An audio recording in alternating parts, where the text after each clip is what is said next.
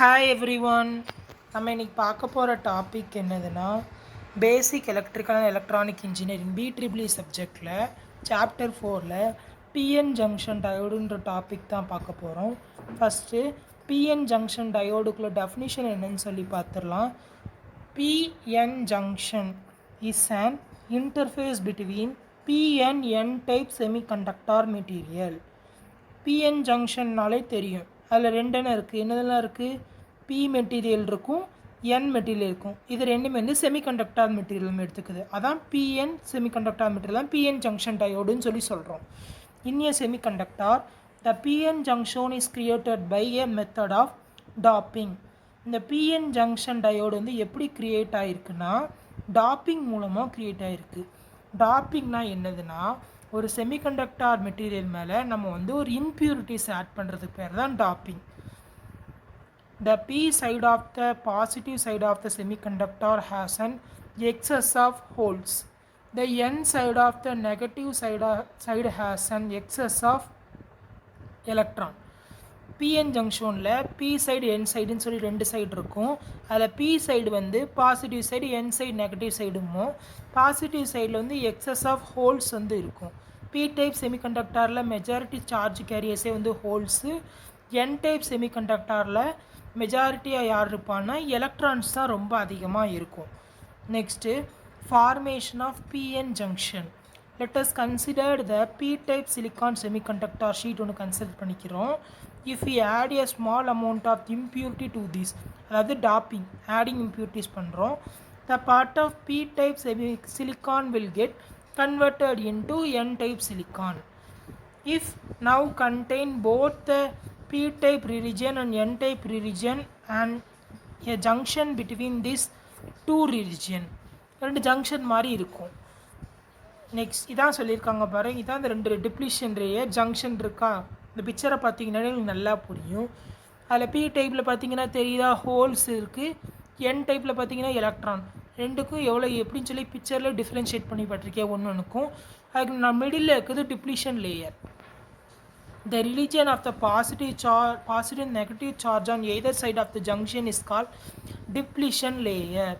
இந்த ரெண்டு ஜங்ஷனுக்கு இடையில் இருக்கிறது தான் இந்த டிப்ளிஷன் லேயர், பாசிட்டிவ் நெகட்டிவ் இது. Next bias conditioning for PN junction diode. Forward bias கொடுத்தா voltage, forward bias reverse bias எப்படி ஒர்க் ஆகுதுன்னு பார்ப்போம்.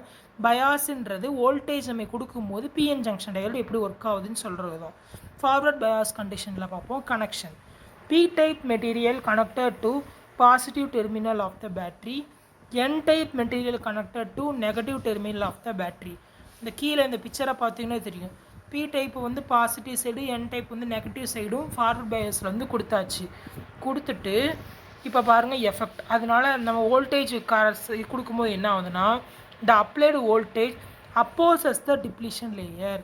நம்ம அப்படி கொடுக்கும்போது அந்த வோல்டேஜ் வந்து நம்ம கொடுக்கக்கூடியது வந்து அப்போஸ் பண்ணி விட்டுருது, அதாவது விலக்கி விட்டுருது. அதனால என்ன ஆகுறதுன்னா hence it reducing the depletion layer with, இந்த மாதிரி நம்ம கொடுக்கக்கூடிய வோல்டேஜை வந்து அந்த பிஎன் ஜங்ஷன் இது வந்து அப்போஸ் பண்ணுறதுனால நமக்கு வந்து டிப்ளிஷன் லேயரில் வந்து இது ரெடியூஸ் ஆகுது வித்து சைஸு. அப்போ கரண்ட் ஃப்ளோ வந்து அதிகமாகுது அப்படிங்காங்க. Holes from P easily across the junction once across easily across the limit. Electron hole recombination வந்து நடக்குது இந்த இடத்துல. ஹோல்ஸ் எலக்ட்ரானிக் ஈஸியாக வந்து மூவ் ஆகிக்குது. Hence large current flow through the diode. இந்த மாதிரி ஃபார்வர்ட் பயாஸில் அதிக கரண்ட் ஃப்ளோ வந்து நமக்கு வந்து இந்த டயோடில் வந்து கிடைக்கிது. ஏன்னா நம்ம வோல்டேஜ் வந்து அப்போஸ் ஆகுது, depletion layer oppose ஆகுதுனால depletion layer with வந்து குறையுது. வித்து குறையிறதுனால கரண்ட் ப்ரொடக்ஷன் வந்து நமக்கு வந்து அதிகமாக கிடைக்கிது, கரண்ட் ஃப்ளோ வந்து டயோடில். இதான் ஃபார்வர்ட் பயாஸுக்கான பிக்சர் பார்த்துக்கோங்க நல்லா. நெக்ஸ்ட்டு ரிவர்ஸ் பயாஸ் கனெக்ஷன் பாருங்கள். P type material connected to negative terminal of the battery. அங்கே நம்ம பாசிட்டிவ் டெர்மினலில் கனெக்ட் பண்ணியிருந்தோம், இங்கே பி டைப்பை நெகட்டிவில் கனெக்ட் பண்ணுறோம், இங்கே என் டைப்பை பாசிட்டிவில் கனெக்ட் பண்ணுறோம். அப்படியே மாற்றி வரும். இதோட எஃபெக்டாக என்ன ஆகுதுன்னா அந்த applied voltage supported depletion layer இது வந்து சப்போர்ட் பண்ணுது, இது வந்து விலக்கி விடலை. Hence increases the depletion layer with. இந்த மாதிரி இது வந்து சப்போர்ட் பண்ணுறதுனால டிப்ளிஷன் லேயர் வித்து வந்து கொஞ்சம் வந்து அதிகமாகுது. அதிகமாக வர்றதுனால கரண்ட் ஃப்ளோ வந்து இல்லை அப்படிங்கிறாங்க. Majority carriers are pulled away from the junction. இப்போ டிப்ளிஷன் லேயர் ரொம்ப பெருசாகும்போது அந்த சார்ஜஸ் எலக்ட்ரான்ஸ் எல்லாமே கொஞ்சம் விலக ஆரம்பிச்சிடும் அப்படின்றாங்க. Hence no current flow through the junction. Reverse bias picture பார்த்தீங்கன்னா உங்களுக்கு நல்லா புரியும். ஃபார்வர்ட் பயாஸ்க்கு அப்படியே ஆப்போசிட் ரிவர்ஸ் பயாஸ். இது வந்து அப்படியே வந்து விலக ஆரம்பிச்சிடும் அப்படின்றாங்க. இந்த பிக்சரை பார்த்தீங்கன்னா நல்லா புரியும். டிஃப்ரென்ஷியேட் பண்ணி பார்த்தீங்கன்னா no current flow. Next VI characteristics. கரண்ட்டுக்கும் வோல்டேஜுக்கும் பிஎன் ஜங்ஷனில் என்ன கேரக்டரிஸ்டிக்ஸ்னு சொல்லி பார்ப்போம். It is a curve between voltage and current through the circuit. இது ஒரு கர்வ் மாதிரி சொல்லுவோம். கரண்ட்டுக்கும் வோல்டேஜுக்குள்ளே சர்க்கியூட்டில் எப்படி இருக்குதுன்னு சொல்லி. Voltage is taken along X axis, current is taken along Y axis. Voltage X ஆக்சிஸ்லேயும் கரண்ட்டை வந்து ஒய் ஆக்சிஸில் எடுத்துருக்கோம். With the help of this curve we can understand the 3 region இந்த டயோட் ஒர்க். இந்த கர்வ் மூலமாக நம்ம 3 ரிலிஜனை வந்து இந்த டயோடில் வந்து ஒர்க் பண்ணுறோன்னு தெரிஞ்சுக்கலாமா. என்ன ரிலிஜன்னா zero bias, forward bias, reverse bias. Zero பயாஸ்னால் என்னது? அந்த இடத்துல வோல்டேஜே நம்ம கொடுக்க போகிறது இல்லை. Then PN junction diode is in zero bias condition. There is no external voltage applied and the junction does not allow the flow of current. நம்ம அங்கே வோல்டேஜே கொடுக்கலன்னா எப்படி அங்கே கரண்ட் ஃப்ளோ வந்து நடக்கும்? So no current flow. அதனால தான் அங்கே நோ கரண்ட் ஃப்ளோன்னு சொல்லி கொடுத்துருக்கோம். ஜீரோ பயாஸ் ஒன்றுமே நம்ம கொடுக்கவே இல்லை. அப்போ கரண்ட்டும் நமக்கு கிடைக்கவே கிடைக்காது அந்த இடத்துல. when diode is in forward bias, the increase slowly, the current update non-linear as voltage upload diode overcome the potential barrier. Once the diode overcome the potential barrier, the diode behave normally and curve rises sharply and external voltage increases and curve update is linear. இதில் என்ன சொல்லியிருக்காங்கன்னா, இதில் டயோடுக்கு forward bias கொடுக்கும்போது current வந்து increase ஆகுது ஸ்லோவாக. அப்போ பண்ணும்போது அதில் கூட கர்வ் வந்து non linear. As the voltage apply to the diode overcome potential barrier. இந்த ரொம்ப main. And diode overcome the potential barrier behave normally. Overcome ஆனதுக்கப்புறம் அந்த பொட்டன்ஷியல் பேரியருக்கு டயோடு வந்து நார்மலாக ஆயிரும். அந்த curve bias sharply external voltages increases the curve அப்டேன் லீனியர். நம்ம வோல்டேஜ் இன்க்ரீஸ் பண்ண கரண்ட் ஃப்ளோ வந்து இன்க்ரீஸ் ஆகாதான் சொல்லியிருக்காங்க. when PN junction diode is in negative bias condition, the reverse saturation current flow in the beginning of the minority carriers as present in the junction. ஏற்கனவே சொன்ன மாதிரி தான். when applied voltage increased, the minority charges will increase kinetic energy which affected the majority charges. This stages when diode breakdown. This may also destroy the diode. இந்த மாதிரி நம்ம வந்து negative bias கொடுக்கும்போது இந்த இது வந்து டயோடை டெஸ்ட்ராய் கூட பண்ணிடலாம்.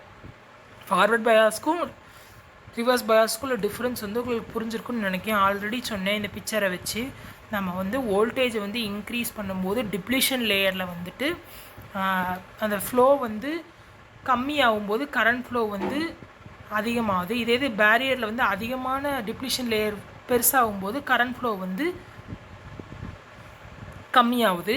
அதில் வந்து அதிகமாகுது. ஃபஸ்ட்டு ஒன் ஃபார்வர்ட் பயாஸில் அதிகமான கரண்ட் ஃப்ளோ, ரிவர்ஸ் பயாஸில் கம்மியான கரண்ட் ஃப்ளோ. இதை மட்டும் நல்லா நான் வச்சுக்கோங்க. ரொம்ப போட்டு கன்ஃபியூஷன் ஆகாதீங்க. இந்த மேலே உள்ளது இது ஈஸி தான், இந்த ஐவி கேரக்டரிஸ்டிக்ஸ்ன்றது. அப்புறம் அதை முடிச்சுட்டு இந்த பிக்சரை வந்து வரைஞ்சி காட்டிடணும் இது எப்படி வந்திருக்கு பிரேக் டவுனு அப்படின்னு சொல்லி. Next applications of P N junction diode. It can be used as a solar cell. இந்த சோலார் செல்ஸ்லாம் இந்த பிஎன் ஜங்ஷன் டயோடை தான் யூஸ் பண்ணுறாங்க. when diode is forward bias, it can be used in LED lighting அப்ளிகேஷன்ஸ்லாம் use பண்ணுறாங்க forward பயாஸில். it can use as a rectifier in many electric circuit. ரெக்டிஃபயர்னால் என்னது? AC சர்க்கியூட்டை DC சர்க்கியூட்டாக மாற்றுறது தான் ரெக்டிஃபயர்ஸும்போம். அதில் வந்து ஹாஃப் வே ரெக்டிஃபயர், ஃபுல் வே ரெக்டிஃபயர்னு நிறையா உண்டு. அதெல்லாம் நீங்கள் படிப்பீங்க அடுத்தடுத்து என்னன்னு சொல்லி இந்த வீடியோலேயே. நெக்ஸ்ட் வீடியோவில் அட்வான்டேஜஸ் பார்த்தீங்கன்னா குட் ரெக்டிஃபிகேஷன். என்னன்னு சொன்னேன், ஏசி சர்க்கியூட்டை டிசி சர்க்கியூட்டாக மாற்றுறதுக்கு இது ரொம்ப யூஸ்ஃபுல்லாக இருக்குது. Low maintenance cost. இதோட காஸ்ட் வந்து ரொம்ப கம்மி. இதை ஈஸியாக கன்ஸ்ட்ரக்ட் பண்ணிடலாம். இதில் லோ பவர் கன்சப்ஷன். பவர் வந்து இது ரொம்ப கம்மியான அளவில் தான் வந்து உற்பத்தி பண்ணுறது, கொடுக்கவும் செய்யுது இல்லை ஈஸியான முறையில். Okay friends, thank you. நெக்ஸ்ட் வீடியோவில் இதுக்கு ரிமைனிங் டாபிக் வந்து அப்லோட் பண்ணுறேன். அதுக்கு முன்னாடி சப்ஸ்கிரைப் பண்ணாதவங்க நம்ம சேனலை சப்ஸ்கிரைப் பண்ணிடுங்க. சப்ஸ்கிரைப் பண்ணிட்டு பெல் பட்டனை கிளிக் பண்ணிடுங்க. இந்த வீடியோக்கான பிடிஎஃப் லிங்க்கை நான் வந்து டிஸ்கிரிப்ஷனில் அப்டேட் பண்ணியிருக்கேன். அதையும் மறக்காமல் பார்த்துருங்க. Okay friends.